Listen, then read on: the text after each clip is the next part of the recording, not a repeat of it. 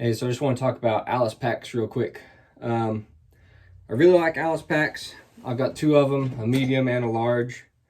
I've had this medium Alice pack since I was 14, 15, something like that. So about 14 years. Been on 2-3 day, like over the mountain kind of hikes with them. In the Marines, when we got issued the IFLBE, a few dudes, including me, took an Alice frame and put that onto our issued pack because we thought it was better. Is it? I don't remember. I've been out a while, but I really like Alice packs. I did just order an FILBE, so we'll see how that goes. I've got an extra frame that might go on there. If it does, I'll probably let you know. And then snipers. Some of the snipers were still using just regular ass Alice packs in 2013 to 2017-ish in infantry battalions in the Marines.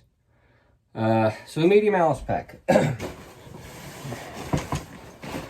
about this big. Yeah, it's about as big as it is. Top flap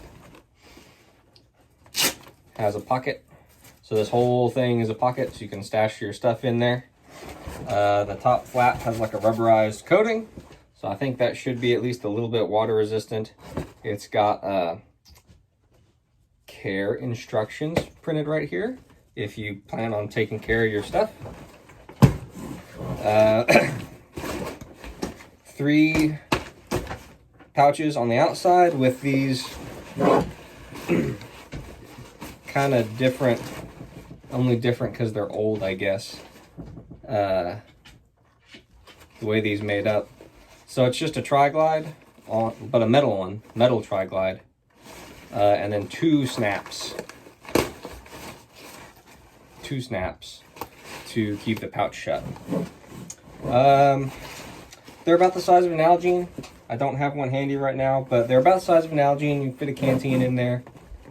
And they have pass-throughs behind them. So if you've got like a mallet or like a tomahawk or anything long like this, you just stick that right behind the pouch there.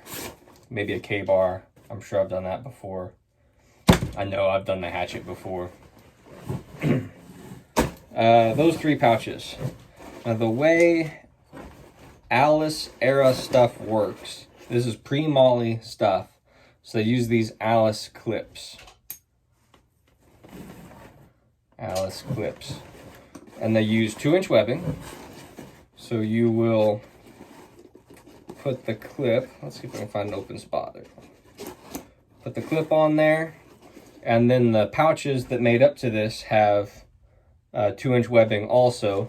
So you'll just slide that in the clip, and then you will close it and pinch it, and then it stays shut. So that's how Alice clips work. What else about Alice packs? Normally they don't have these buckles, but I changed that because it's better this way. So the biggest thing that I didn't like about the Alice pack was, just imagine that this buckle is not here. So the strap for this pack goes from the bottom of the pack all the way up over the lid. So if you wanted to get in this, you had to sit it down, you had to loosen the tri-glide at the bottom, pull it out, and then you just move the strap over and open it that way. And then to close it up, you put it back over. You've already loosened it way the hell up. You got to tighten it all the way back. You're going to have this really long tail, really long, which you got to do something with. There's little loops here, so you usually run it through there and then just kind of stuff it between the pack and the frame and just let it hang down there. I'll get back to that fix in a minute, but that is the normal way for these packs to work. One of the things that I've run into lately is the quick detach system on these straps. This is important, so I'll show it to you. The way it works, there's a small ring on the pad, there's a fork, and there's a snap. And then on the downhill side, you've got your adjustable part, and then this other ring. So you'll take the big ring from the bottom, you'll put it over the ring from the top, so you can see it sticking up. You take the fork, and you put that through the small ring, then the snap snaps over it to hold everything together. So normally, when you pull on this, nothing happens. Now, when I was hunting, let's see, today is Monday, so that must have been last weekend. Both of the forks on both shoulders came out of place, and like it was literally just hanging by the snap. It stayed, both of them, they stayed, but it was coming apart. I've never had them actually fall off, but it's a thing. I'd keep an eye on it. The straps are adjustable. One of the things I really like about these Alice packs is there's a few main components. You got the bag itself, you got the frame, which is freaking hard, external frame. You got AK magazines falling out your pack. That's badass. I'm glad that didn't hit my foot. That was full. The kidney pad and the waist strap. Sometimes it's just a buckle like that. And then the strap itself is just 2-inch webbing. And then you've got the two shoulder straps, which are, let's see, they are for a specific side. I think some of the older versions had the same straps on both sides, but there's an obvious left and right. Okay, so the difference between the medium and the large, obviously, let me pick this AK mag up. Freaking Defiant munitions. Obviously, the main pack is going to be bigger, hold more space. Hold more stuff. It's going to have more space. If I didn't mention it before, there is a radio pouch right here. So that's normally where I put like my Camelback and some other stuff that I can get to quicker without having to dig down in the pack. The big difference, other than it's bigger, obviously, there are these 3 magazine pouches right up near the top. There's only enough room for 1 AR mag in each pouch. AK mags don't fit. Yeah, there's those. The center pocket is bigger and does not have the pass-through. But other than that, the frame, the shoulder straps, the kidney strap, it's all the same stuff. This particular one has a slightly different belt buckle style that just slides together that way. Is one better than the other? I don't know. The large.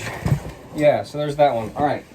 The couple of changes that I made, the buckles, adding the buckles. So I'm gonna go back to the mediums. It's not got as much stuff in it. Adding the buckles. All I did, so at the bottom, there's normally one of the metal tri-glides like this here at the bottom. So what I wanted to not have to sew and not cut the strap. I wanted the strap to be still as long as it is. It's freaking long. I wanted that. I wanted to keep the strap. So all I did was I got a Dremel tool and cut the tri-glide off. I took a repair buckle, the female end and attached that to the bottom and added the like gliding, not the repair buckle, but the gliding male end of the buckle on the strap itself, so it tightens the same as before. You pull from the top to tighten it. But now when I want to get in, I can just use the buckle. It's badass. So when I want to tighten it, grab the strap, yank on that shit, and tighten it down. So I did that on both sides. I did that on the large Alice pack. The other thing I did, which I thought I had on this one too, but apparently I don't. Since those straps are so long, I got whatever the hell these are called. I think I got them from Mil-Spec Monkey. Yeah, Google it, read the book, figure it out, I don't know. But what that is you can add it to your 1-inch webbing so it can slide up and down. And I took shock cord, which is what this is intended for, and just made this little loop here with the knot. So now, after I tighten the thing down and there's all this extra webbing, I will fold it. I will tuck it in here and snap the shock cord in, and it retains the strap without having to tuck it away. If I need to tighten it, I can just pull on it from here. And if I need it to come out, I can just pull on it from the bottom and it comes right out. So those are the two like mods to my Alice pack that I did. I think those are great. I will definitely try the Alice frame pitted against the FILBE once that comes in. I think as far as Alice packs, that's all I got. They're awesome. They used to be super cheap. Now, if you see a complete one for under $100, probably grab that. It's always good to have extra parts. I've got a few extra pieces here and there, extra frame. They're awesome. Buy them. Do it. I bet you won't do it. Nah, do it. Yeah, they're cool. Buy some.